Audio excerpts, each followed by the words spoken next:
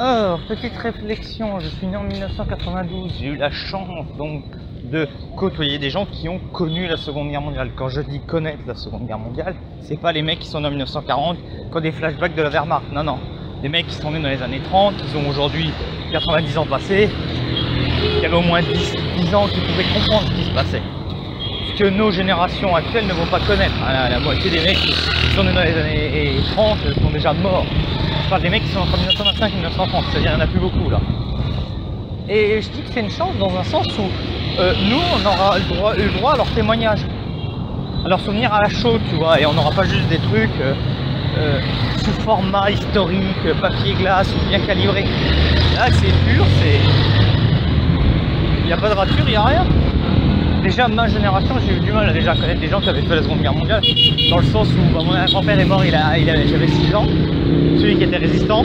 Celui qui a fini en camp, il est mort en 1992, pour 2 mois après ma naissance. Donc ouais, on a cette chance d'avoir connu ces gens qui ont connu la guerre, qui ont connu cette expérience, qui peuvent nous témoigner. Et c'est des témoignages purs, c'est pas des témoignages sous format historique. C'est des témoignages sous format historique. On calibre bien, on le compare à des sources, là on a... c'est un peu plus en freestyle, tu vois. Et j'ai cette chance là parce que nos générations futures ne vont pas connaître ce souvenir là, ils vont devoir se contenter que de souvenirs papier glace. Bon après il y aura ce problème là, les générations suivantes seront les dernières à avoir connu Indochine et Algérie. Après ça, il faudra voir. Et une fois que les survivants seront disparus de ces conflits-là, voir si on pourra regarder ces conflits avec... ça va être difficile de parler d'apaisement, avec un regard moins passionné.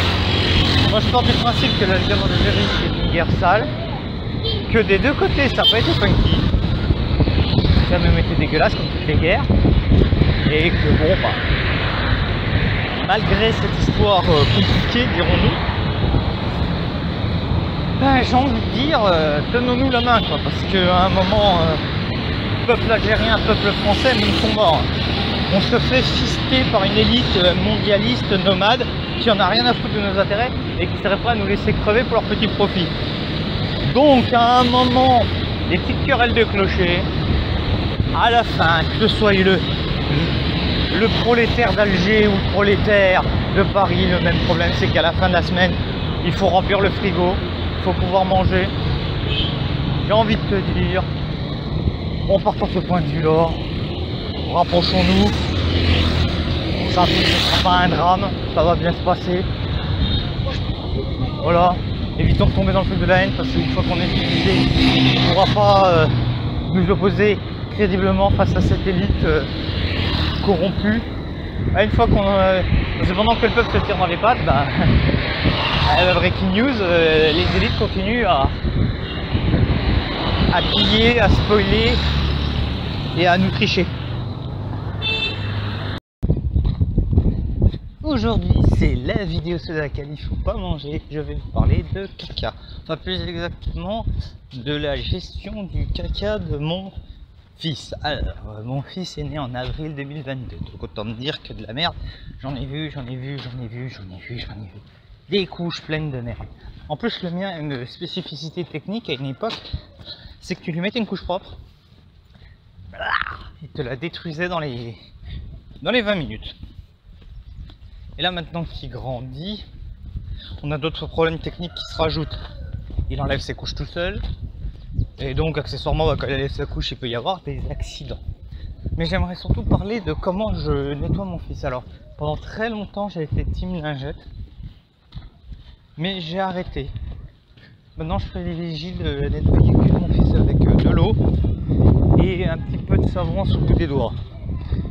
Oui je le lave avec ma main. Ouais, c'est clair que ça peut sembler un petit peu, mais je trouve ça moins abrasif. Et puis ça permet aussi d'un moment sympa, tu vois, tu le laves, tu en profites pour lui masser un petit peu le dos, voilà, le gamin tu le mets bien quoi, c'est un moment d'échange et de tendresse avec son père, en plus il aime bien, il sait très bien quand il a chié, je lui enlève sa couche, je lui dis allez hop on va laisser avec lui, il court tout de suite à la salle de bain, on fait notre travail. Bon après ça n'empêche pas qu'il y a des moments un petit peu spectaculaire. Ah, il y a plusieurs types de caca, on va dire. Ah, le premier type que je déteste le mieux, c'est le style, la gaufrette qui bouche le gaufrier, pour être plus exact. En gros, c'est le gamin a fait caca, mais le problème c'est qu'il y a la grosse partie reste coincée dans les fesses du gamin, donc il faut aller extraire des morceaux de caca qui peuvent être énormes. Alors là, petit conseil pour pas boucher la douche, pour pas passer 3 heures, c'est t'enlèves les morceaux avec les doigts, puis hop, tu jettes ça aux toilettes. Hein. Tu fais un panier, hein. Tu te prends pour Kobe Bryant. Hein. Il y a le deuxième type qui est un peu plus... que j'aime moins au niveau de la sensation, c'est la grenaille. Alors la grenaille, c'est quand tu le nettoies et puis tu remarques qu'il y a plein de petits morceaux qui lui collent au cul. T'as plein de petits morceaux qui lui collent au cul, donc faut enlever. Puis après, bon, après ça reste normal, tu nettoies bien et tout. Tu rinces la douche quand même pour pas laisser de traces. Tu te laves les mains après. Moi, je mets toujours un petit coup de javel, ça aide à avoir les mains propres et fraîches. En toutes circonstances, puis bon, l'odeur de la javel ne me dérange pas trop. Voilà. Faut toujours regarder quand tu laves le cul du gamin s'il n'a pas d'irritation. Et toujours faire une petite analyse de son caca. Est-ce que son caca est dur? Est-ce que son caca est mou? Quelle couleur il a? Quel aspect il a? Pour vérifier son état de santé.